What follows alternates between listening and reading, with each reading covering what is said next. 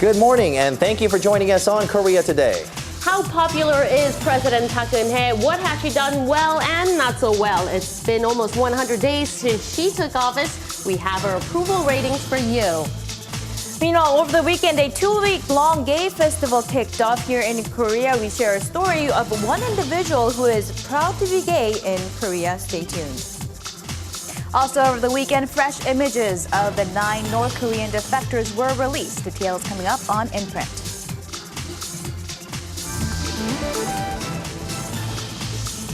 I shall not hate is the message medical doctor turned peace activist Izzeldin Abuelaish has for the world. We listen to his story and his message. I say to people, have hope, have faith, but most important is to take responsibility, and nothing is impossible in life. You don't need to go very far to go camping. Gaze at the stars from an urban rooftop. A growing number of campers are pitching tents on buildings in the heart of the city on Monday, June 3rd, 2013. From Arirang News, this is Korea Today.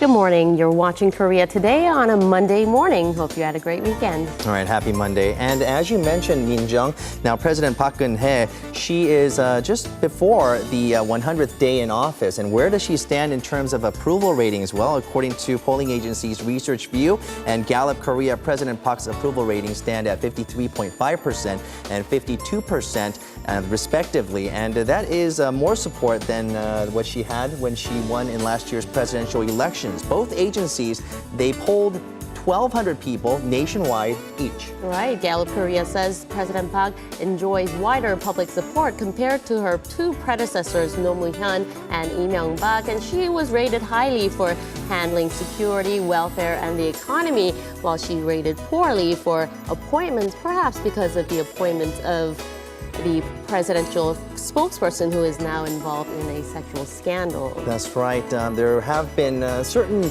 disagreements on some of her appointments, but at the same time, it seems that her ratings are on the up and up now. And for more on Korea Today, we have your headlines with Na Hyun-kyung.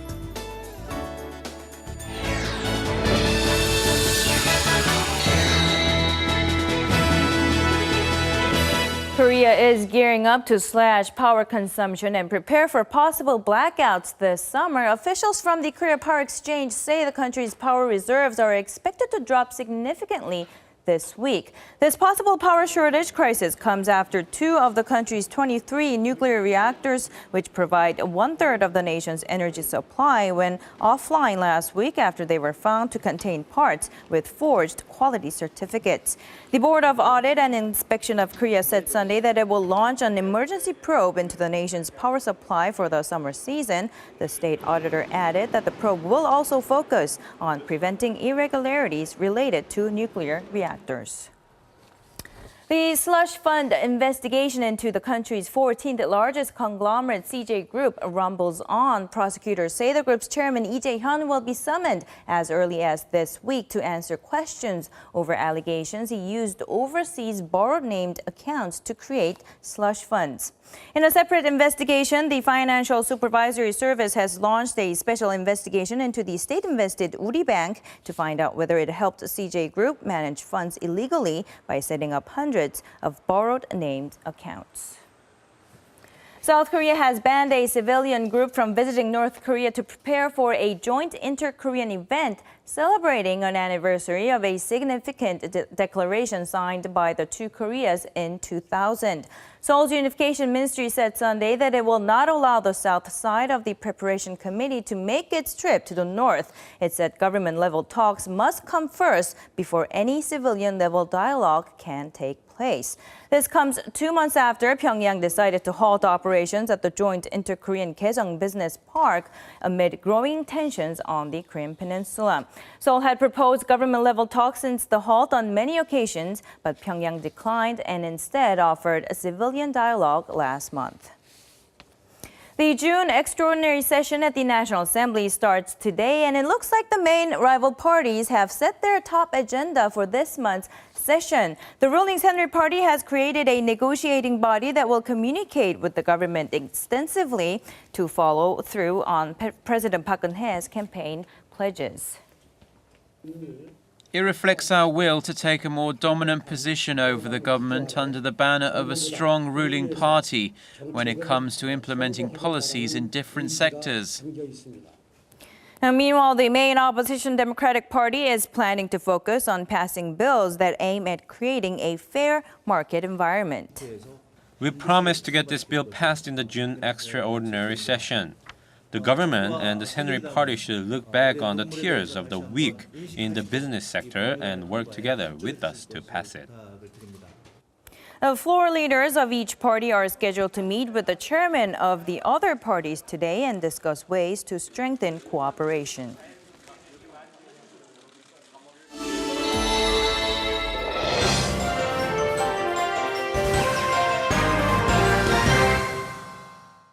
Good Monday morning, everyone. As you heard at the top of the show, President Park Geun-hye has a milestone coming up tomorrow, her first 100 days in office. And ahead of it, a number of newspapers are featuring polls of their own evaluating her presidency thus far. And we will get to those numbers in just a little bit, but let's go ahead and begin with JoongAng Daily and its front page image. The image title reads, "Young Defectors, Moments After Exposed in Laos. Did the thought of being dragged back to the north cross their minds?" Now, even as the 9 defectors are back in North Korea, the fight for their safety continues. Former lawmaker activist Park Sung-young released a video clip over the weekend of the youngsters waiting in uncertainty after being caught in Laos on their way to Seoul. She said she decided to publicize it in hopes that it would help win international support to ensure the safety of the 9. And certainly there are a number of images being published and also being shown on media outlets right now, but that is a clip of that video there. So we'll leave it there for now and take a look at the headline right next to it. It reads, "Korea's nuclear deal. Everyone had a different understanding." Now, South Korea and the U.S. will resume their nuclear deal negotiations today and tomorrow in Seoul to follow up on discussions left off in Washington back in April 23rd. Now, you'll remember that that meeting had wrapped with an extension on the current nuclear deal between the two ally nations. And the article reports that one of the key concerns that the U.S. has on the matter is suspicions that Seoul may have other motivations other than economic ones when it comes to reprocessing spent nuclear rods, citing that Washington detected a different agenda from different disciplines. For instance, scientists wanted to push pyroprocessing while industrialists wanted to dispose radioactive waste, and politicians push states' rights. So apparently there's some concern there that there is not a united agenda among some other concerns as well. All right, let's go ahead and push over to Gyeongyang Shinmun and take a look at its front page image. The title reads, "South Korea, U.S., Japan defense chiefs join hands in Singapore." Now, Seoul's Defense Minister Kim Kwon-jin did grasp the hand of his Japanese counterpart, Minister Itsunori Onodera, in the midst of tough diplomatic relations between the two countries, also with U.S. Defense Minister Chuck Hagel at the center there. The three were in Singapore for the Asia Security Summit on Saturday. And we will go over to Donga Ilbo now. And, you know, it has a refreshing picture to kind of cool us off ahead of the warm-up anticipated this week. It says the capital region will reach 30 degrees Celsius today. So certainly we will need that extra cooling off perhaps. Now, above it, it has a headline to mark President Park Geun-hye's first 100 days tomorrow. And the title reads, "Disappointed in Personal Affairs, Good Defense in Security." This was the opinion reached by the 50 experts the paper polled coming from politics, foreign affairs, security, and economy backgrounds. State administration got an average rating with relatively high marks in future performance. Now let's go ahead and take a look at what some of the other dailies thought. 조선일보 also has a poll of its own together with Pollster Media Research. They asked some 1,000 citizens and found that 65% thought the president was doing a good job, as opposed to the 24% who thought she was doing a poor job. The paper notes that this is an 11% increase from her approval rates back in March, days after being inaugurated to the nation's highest office. And you remember that Young talked about the Gallup poll, which put her approval ratings at 53%. Over at Korea Economic Daily, the numbers are also a little bit different. It rates the president's first 100 days as well, and the headline reads, Inter-Korea Policy, Park Government's Best Performance Category. Now, this paper polled some 100 opinion leaders here in Korea on Sunday and found that 43% thought her handling of North Korean affairs was her strongest suit so far, followed by U.S. diplomacy at 35% and also reviving the economy at 19%. And it looks like more than half thought her weakest point was her personnel affairs, dragged down by those controversies surrounding some of her staff appointments. Reviving the economy also ranked as a weak point at 12.8%. It's interesting how the economy is one of her strengths as well as weaknesses. That's right. Did the poll ask anything about the proposals? Which proposals people thought was best? Sure. There were a lot of economic proposals that we've seen in the past 99 days, I guess, since 100 is tomorrow. And of those polled, it said that 32% said the April 1st real estate plan was the most successful proposal so far, but that was followed closely by the revised supplementary budget at 30%. Also noteworthy, though, is that 9% replied none to that question. Well, that does wrap your look at what's in print on this Monday. Here comes your market action from Friday.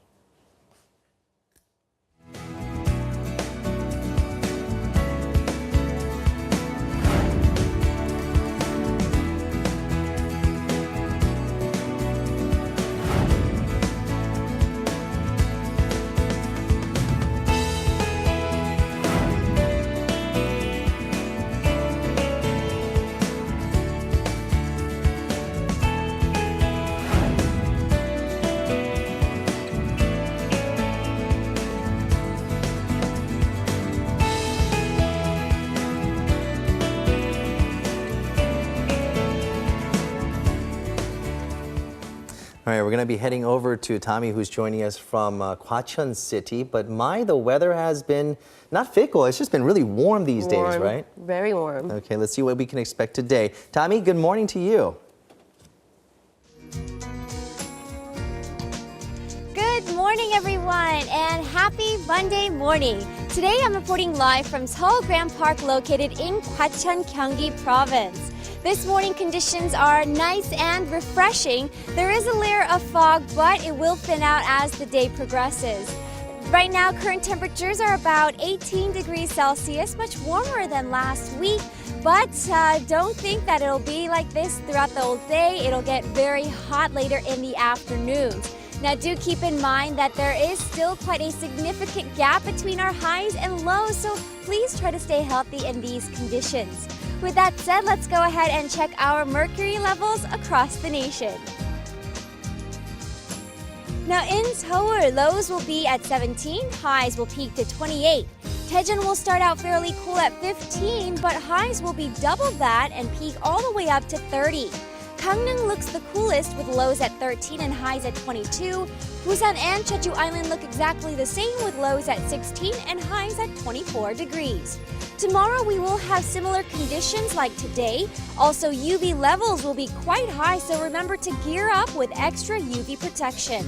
That's all I have for the weather forecast. I'll be back in the latter half. Now, this past Saturday, the 14th annual Korea Queer Festival kicked off with thousands of people participating. Organizers say that the turnout has been steadily increasing over the years, a possible reflection of changing sentiments in the country towards sexual minorities. So what does it mean to be gay in Korea? Gay and proud is what 24-year-old Kim Tae-gyun is as he takes part in his first ever Pride Parade on the streets of Seoul. He studies art and fashion, but after a long stretched journey, he now knows so much more defines him. Tae-gyun says he knew he was a little different from his other friends in middle school, but only after he visited the U.S. did he fully understand. The first year to public school, one of the girls asked me that if I'm a gay, but I actually didn't know what it was back then. He says foreign to the idea, it was only after some research that he was able to grasp onto the concept. 4 years later, he was able to come out to his friends. Tae-gyun feels very fortunate to have a close group of friends who accept him for who he is and does believe that in a conservative Korean society, more people are trying to understand. What I feel recently is that respect. So more people, more straight people in public, they are respecting homosexuality. So I can't say that they understand, but they at least respect. And I think that's a very good start. The issue of homosexuality has long stood as a taboo in the Confucian Korean society, and there still remains only a handful of openly gay public figures. A survey from Gallup Korea this year shows that 25% of Koreans support same-sex marriage, while 67% oppose. This is a small but visible shift from 12 years ago when support for gay marriage was 8 percentage points lower. But some experts say before supporting this idea, Korea needs more active discussion. Because gay people have been labeled as minorities, they are immediately seen as a group that needs protection. But before calling them minorities, we need to talk about the scientific and social consequences that the idea of homosexuality can have. Although gay rights proponents agree that more talk is needed, they say sentiments towards the LGBT community in Korea are changing, and to them, increasing visibility of a still much hidden population is key. A lot needs to be shown and a lot must be discussed in order to see what the next step is.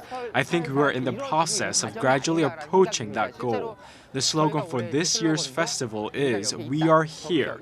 It's a way of telling the people that we are here, living as members of the society. More support from increased visibility helps, but when it comes to family, things are not that simple, says Tae-gyun, especially as the youngest son of his family with 4 elder sisters. In terms of your relationship with your family, have you ever wished that you were straight? Yes, actually. In terms of my family, yes. But it's not something that you could change in wait a second. The pressure of carrying the family name has been a burden for him and a source of cultural conflict. He says he's not quite sure if there ever will be a day when he can come out to his family without feeling guilty. Not guilty about his sexuality, but for potentially having to hurt the people closest to him. As he continues to search for better means to express himself, he plans to leave the country in the future for more opportunities in his career. His focus for now is excelling in what he does and having fun in his own skin. One day, Tae-gyun believes he will return, and when he does, he hopes to carry more weight in his community. Now I'm not a celebrity or I'm not a huge influential icon in public, so it might hard to raise the voice for LGBT community. But if I get a bigger person, then I have a better chance that I can speak for my rights for them. And one interesting thing to note about perceptions toward the gay population is that because the community has been pretty much invisible in the past here in Korea. Ironically, there have been fewer incidents of aggressive forms of discrimination. Words like gay bashing are very foreign to Koreans, but because the country is slowly heading into a different phase, one of the activists that we met did voice concern that the Korean society might be facing such problems in the near future.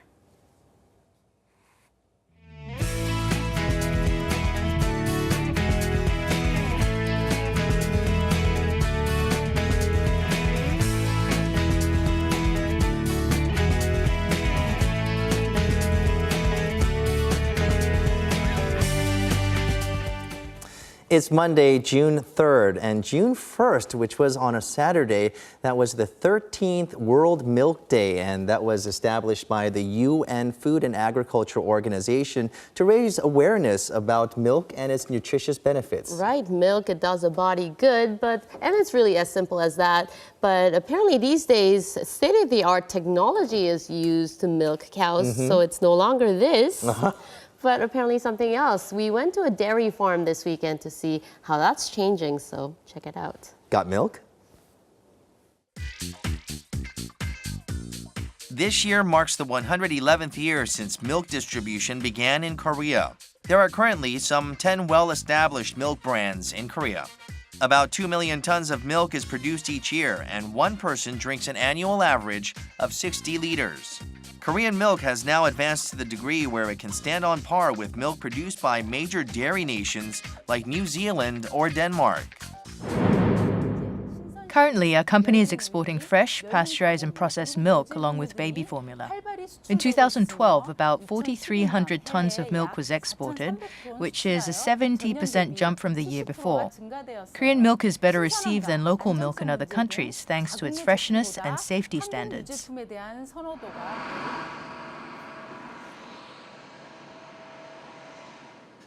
Korea's milk standards are strict. The grade of the milk is based on the number of germs and somatic cells. There are 5 levels of sanitation for Korean milk. Level 1A means that there are under 30,000 germs and 200,000 somatic cells. Level 1A milk is the highest quality milk possible with the lowest amount of germs and somatic cells. These standards guarantee milk of the highest quality. Currently, about 95% of all the milk sold in Korea have a grade 1 rating.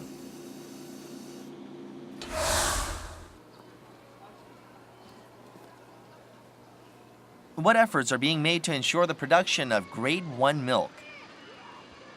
We visited one farm in Gyeonggi Province known for its advanced production facilities.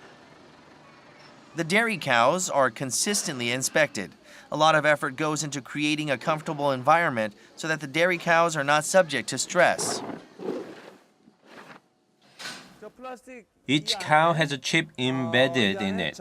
The chip lets us know how much the cow has moved, how much it has eaten, how much milk it has produced, and even its reproductive status. Not to mention its weight. We use this data to check on the cow's health. Animal feed is also carefully monitored. To make sure the cows remain healthy, environmentally friendly feed is used. A mechanical mixer ensures that the amount of nutrients provided are well balanced. In order to ensure quality of milk, everything from the cow's health to the supplying of milk is closely monitored. This is the farm owner, Hwang Byung-ik, who begins his day by checking the milking system. He says using robots to monitor has a great effect. The machines not only reduce the amount of manpower needed, but also help maintain the highest possible quality of milk. The machines evaluate the quality and are programmed to dispose low-quality milk.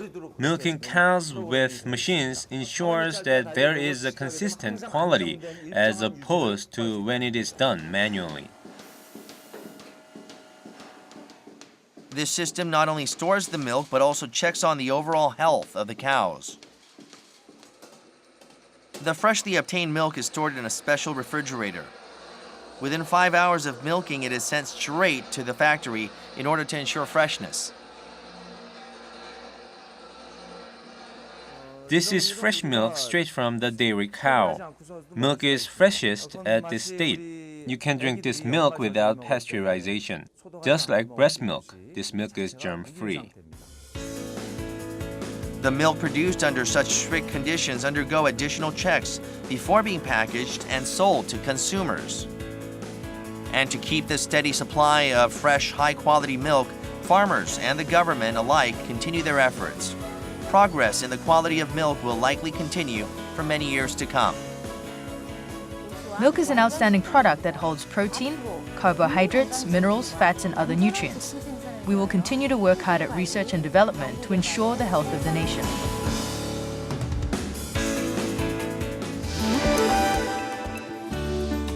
He is known simply as the Gaza doctor. Izzeldin Abuelaish lost 3 of his daughters in an Israeli-Palestine conflict and has turned into a peace activist calling for all parties to stop the hate and work towards coexistence.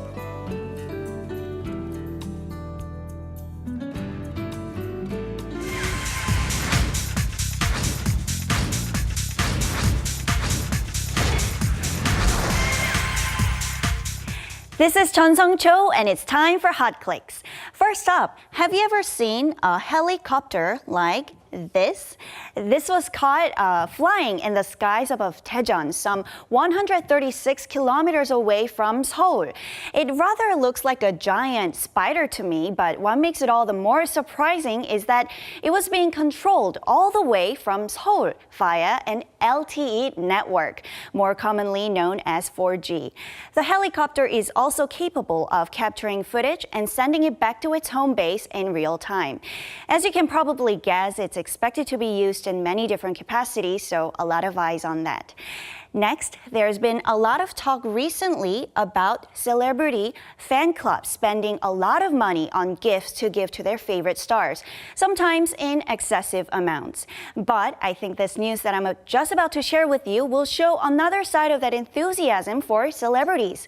Fans of the K-pop girl band 2NE1 made a special donation in the summer of last year, which was for none other than planting 1,295 mango trees in South Sudan, creating the so-called 2NE1 forest. This mango orchard not only provides shelter from the heat, but also assists in education for mango growing, providing a sustainable means to improve the local economy. Not only that, over in Cambodia, there are 9 wells in the village of Tamuch, built under the name of another K-pop girl band, Girls' Generation. These are examples of how fans are helping others in the name of their favorite artist. The UK-based paper Daily Mail carried a story featuring body armor made with petroleum jelly, also known as Vaseline. The craft, actually part of an arts project, were made by Korean artist Baek Jung-gi, who had used a lot of Vaseline since he was young because of burns that he got at a young age. The artist explains that Vaseline to him means fighting machine, and the project was to understand the placebo effect of Vaseline for this reason. You may get it or may not, but one thing for sure is that it's a very unique creation. And also, it must have been very uncomfortable for the models having to put it all over their heads and bodies. Let's move on to our next story. The Korean folk village, known for preserving the traditions of Korean ancestors, is in the spotlight for opening a Twitter account, and a fun one too. The account was actually first created to hold a contest for naming a newly adopted member of the village, a Jindo dog. Some of the most creative and fun names involved puns using the Korean word for dog, 개. So they ended up with names like 이리오시개, which translates into common over dog, 무형문화계, meaning intangible cultural asset dog, and my favorite, the Great Gatsby, for, of course, the Great Gatsby. I'm very curious on which name would be chosen at last. Anyhow, the Korean folk village has been around for 40 years, and to some may seem a bit old-fashioned despite being a popular destination for tourists. But the new Twitter account seems like it'll now add some more fun to the traditional beauties of the place. Finally, our last story. The German government announced that starting next year, it'll provide $1 billion in financial support over the period of 4 years to Jews who suffered at the hands of Nazi Germany during World War II and the Holocaust. Apologies towards war victims are ongoing even today. And on that note, a photo from 43 years ago is generating some buzz on the social media. Here is a famous photo of the late West German Chancellor Willy Brandt on his knees at a monument to the Nazi-era Warsaw Ghetto uprising during World War II. This photo has resurfaced in Korea several times in the past, especially during times when Japanese government officials have made controversial remarks regarding their wartime history involving Korea. The country Germany represented in this photo is very different from the Japan that we're seeing these days. During times like these, Koreans seem to turn to images such as this to see things in a different light. All right. Thank you, Sangchul, for that. Thank you. That was the German Chancellor, a strong image of him asking for forgiveness. And now we're going to meet a man who is the breathing example of forgiveness. He is the author of this book, I Shall Not Hate. That's right. This book is based on the event that took the lives of his 3 daughters, and his name is Dr. Izzeldin Abuelaish, and he was a doctor, Palestinian doctor at that, and at the same time he has become a peace activist. So he was actually here in Korea for the publication of the Korean, or actually the Korean publication, which is released right now, and we had a chance to speak with the man. 그러나 증오하지 않습니다. Let's meet the man right now.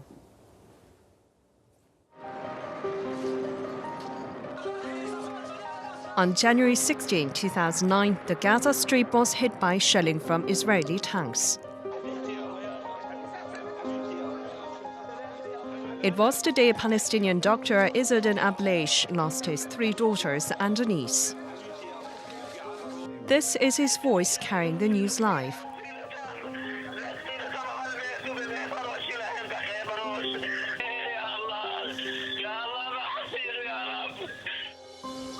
Abuelaish is the first Palestinian doctor to receive a staff position at an Israeli hospital and has become an important figure in Israeli-Palestinian relations. We sat down to listen to his message of peace. My daughters and niece who were killed when the Israeli tank to bomb my daughter's room, killing Bisan, who was 20, Mayar, who was 15, Aya, who was 14, and my niece Noor, who was 17, for nothing they did. And there was no reason to be killed. They were girls. The Palestinian regions have seen open conflict since the establishment of Israel. Born and raised there, Abuelaish worked in a medical research center at a hospital in Tel Aviv. I feel angry. I feel angry. I go to Gaza to visit Palestine, to visit Gaza, to feel angry, to visit the graves of my daughters, to feel angry in a way.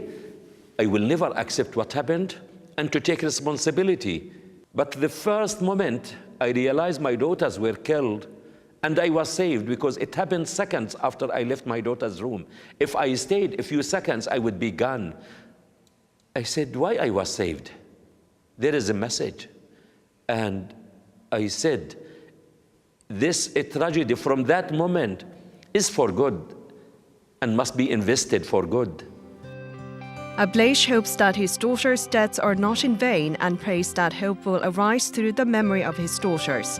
His book, I Shall Not Hate, which has been translated into 20 languages, may be the channel to achieve that. One of these messages I received, emails from a Canadian woman after she read the book, to say to me, Izzeldin, I want you to know that our first newborn baby was delivered 26th of August of last year. I want you to know that I named her after your first daughter, Bisan, to instill in our daughter peace and rejection of violence and conflict. Thank you for being part of our life. I thank her for keeping my daughter alive and be part of their family. This touches me, and I can say I impacted one. Korean history shares some similarities with that of Palestine, especially when it comes to foreign invasions. Regarding the division of Korea, Abuelaish emphasizes that Koreans are still one. The Koreans were not born with it. It's man-made. As it is man-made, the people themselves, that's the hope. The people themselves can challenge this man-made divide of not accepting and to say no for it. The happiness is how can you give and share with each other? How can we work together? And nothing is impossible. We need to overcome our suffering and our anger for the sake and the interest of the future generations. Abuelaish also founded the Daughters for Life Foundation in the memory of his daughters, which provides scholarships to talented young Middle Eastern women. This is from the belief that educating women will bring true peace.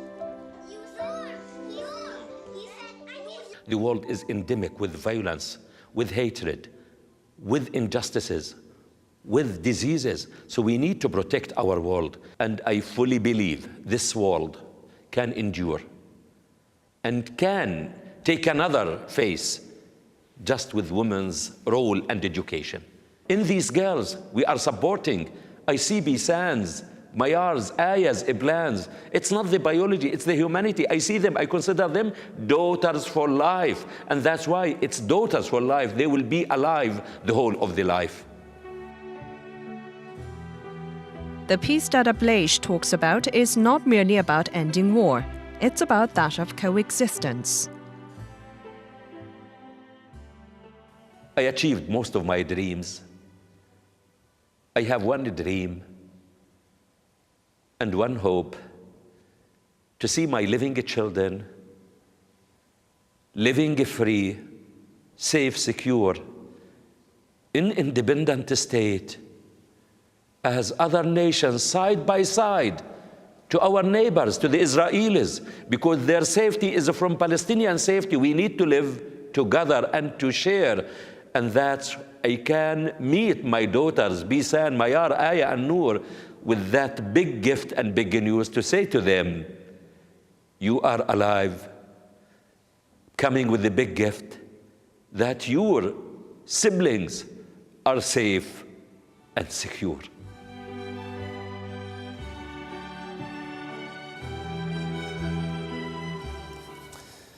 And he was born in the Palestinian refugee camps, lived his life there, and was educated around the world, including Harvard University. He is now a professor at the University of Toronto.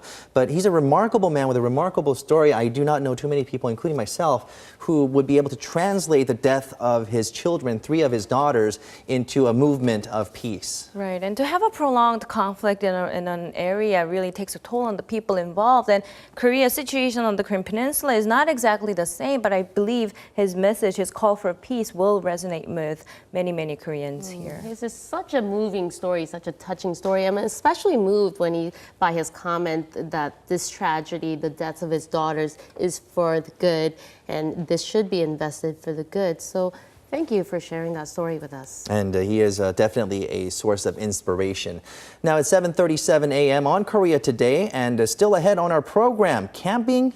You don't need to go very far. There are now some 2.5 million campers in Korea, and as the country heads into summer, some of them are pitching their tents in the heart of the city. We get a taste of urban camping.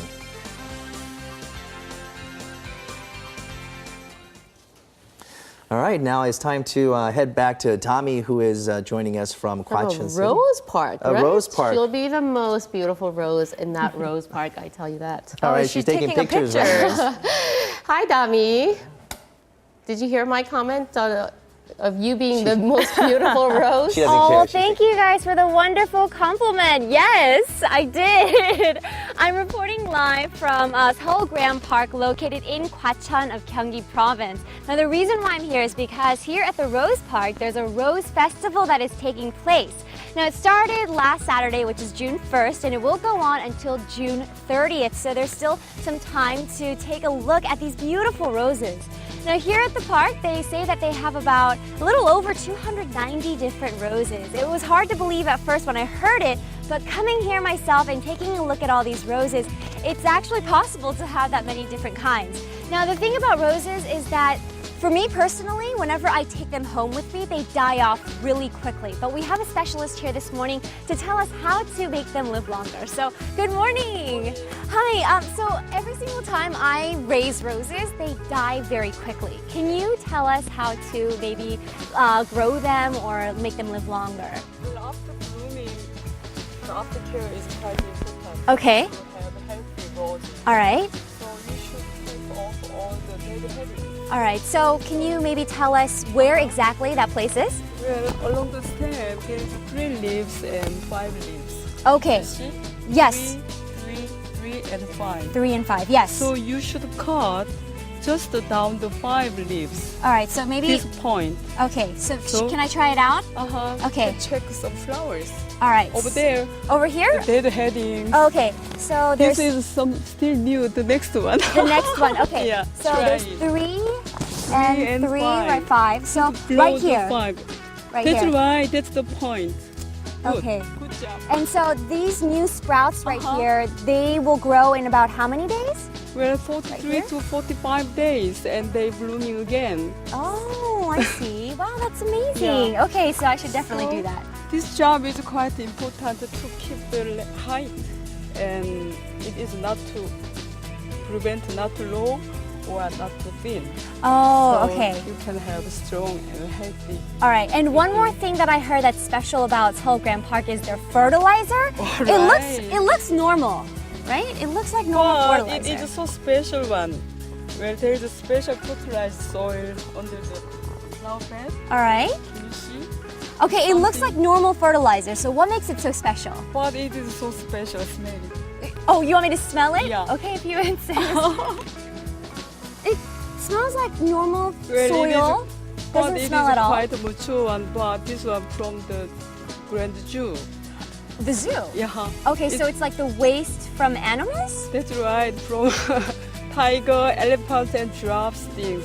Oh wow, that's amazing. So yeah, I've never smelled. It contains enough nutrition for the birds. That's why it's so nice. I see. Wow, it doesn't smell at all like waste. Well, so that's. It takes to mature is about 3 months. Oh, I so see. All the smell's gone. All right. Well, now I know how to take care and raise roses. Okay, thank you so much for your time this morning. All right, so let's go ahead and take a look here at the Rose Festival. So like I mentioned earlier, there are so many different types. And in addition to all of the roses, there are topiaries, rose artworks, there's a fountain, and I also heard there's a herb garden that's here at the park as well. Now, through the festival, there will be lots of different festivities that will be taking place, such as universal performances called the World Dance Festival. There's also a concert where Korean artists or singers will come and perform called the Rose and Love Concert. Last but not least, there's also a singing contest that will be open to the public. So if you think you have it all, or you have the talent, or you just want to come relax and see the beautiful roses, then you should definitely come here to Seoul Grand Park during the Rose Festival. I'll see everyone tomorrow. I'm Idami, Korea Today.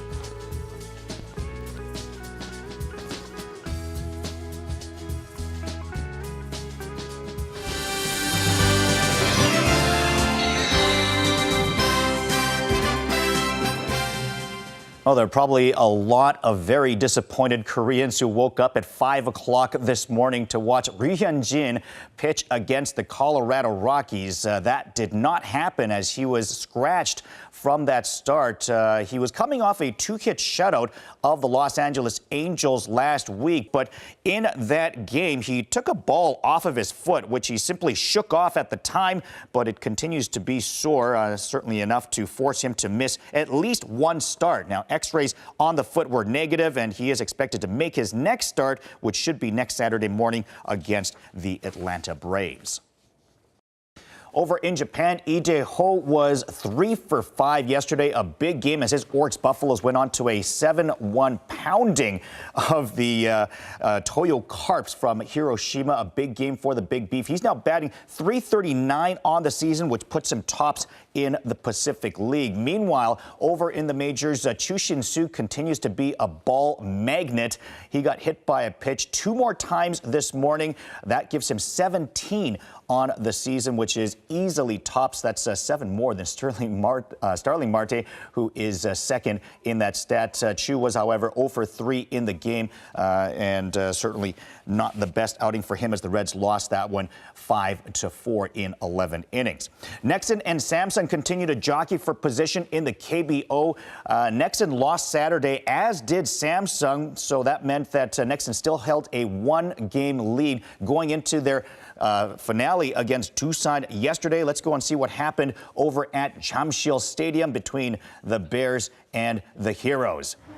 And Nexen off to a good start in the first. 2 on for Kang Jung-ho. Takes this deep to center. Park Geun-woo going back. Runs out of real estate as he hits the wall. Park would be okay. He would stay in the game. Kang drives in pair as Nexen takes a 2-0 lead. Check out the grin on Min Byung-hun as he takes this at bat. You see, he knows what's going on.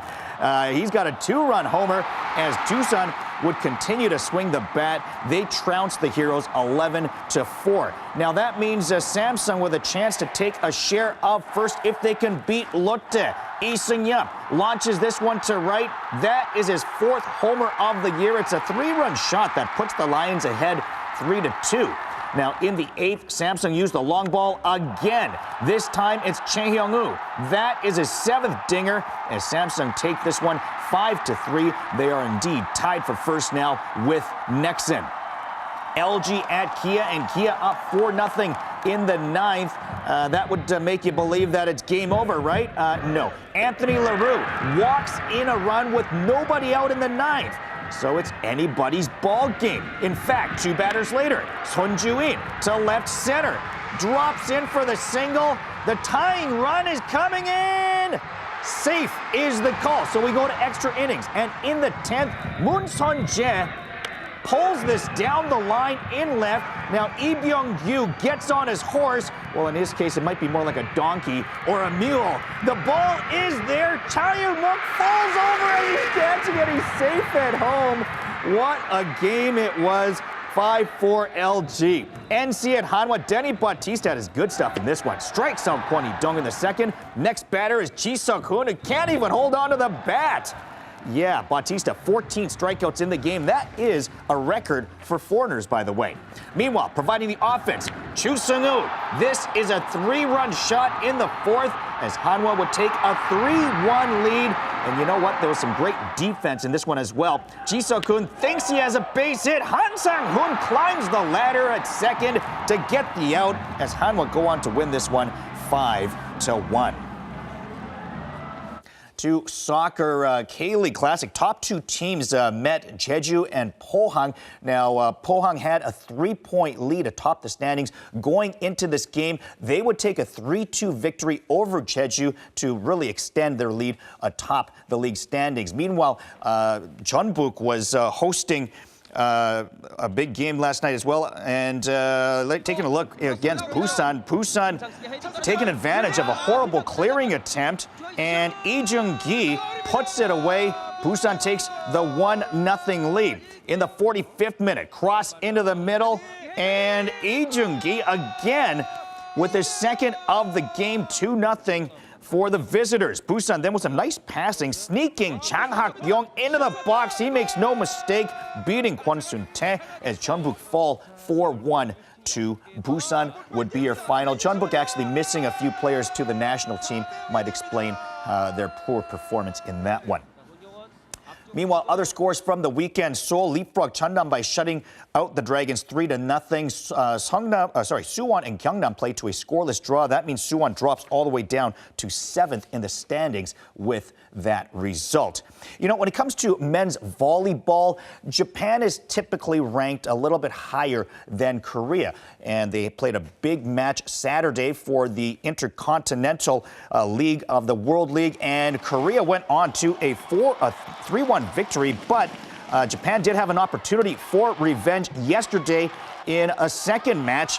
And you know, when it comes to matches between Korea and Japan, doesn't matter if Korea's underdog. They find a way to win as they beat their bitter rivals. They did it again last night, winning in 4 sets, despite being without their top attacker, Moon Sun-min, who suffered a knee injury the night before. So Korea now tops in Group C with that victory. And that is your look at sports. Remember to eat healthy and get some exercise today.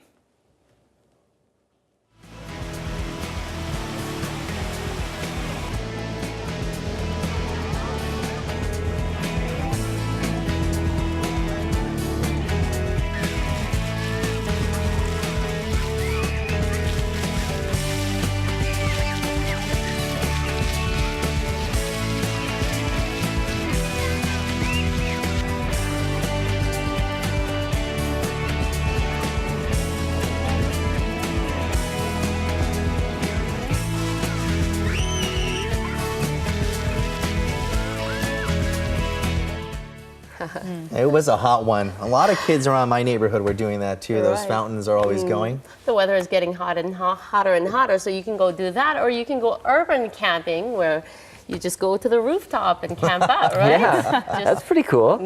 Yeah, well, over the Jesse Day, good morning. Yes, I'm Jesse Day. Yeah, over the past 4 to 5 years, camping's become a growing trend in Korea. And actually, right now, Korea's outdoor market, both in terms of equipment and apparel, is #2 in the world, bested only by the U.S., showing this growing trend in camping. And one of the new forms is urban camping for people who don't really want to leave the comfort of Seoul or even their own home. One of the facets of this style of camping is called rooftop camping, so let's find out more. Many campers nowadays are not seeking campgrounds far away, but instead are staying within the city.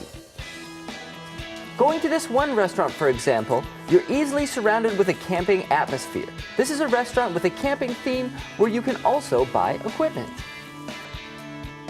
The word glamping is a combination of glamorous and camping. It shows that you can enjoy camping with no extra preparation as long as you pay a certain fee, and tasty food as well. And they have the beer I can't make the can time chicken. to go camping because of work, but I like being here because I can feel like I'm enjoying camping without going out far. This is another restaurant with a camping theme. One thing that distinguishes the restaurant is that it's on a rooftop. Many families come here, but the place is also popular for company dinners.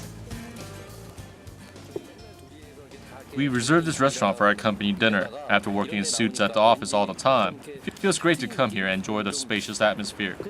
And I think the meat tastes even better than usual. Oh, wow. The whole tent and everything. Pretty cool. There are even people who pick out rooftops for camping grounds. As camping becomes more popular, this idea is also catching on. Some people are even forming clubs for camping. We took part in one rooftop camping party. I'll say goodbye to the backyard camping. Right. I can't go out of town because of work, but there's plenty of time to enjoy rooftop camping. What is the man doing?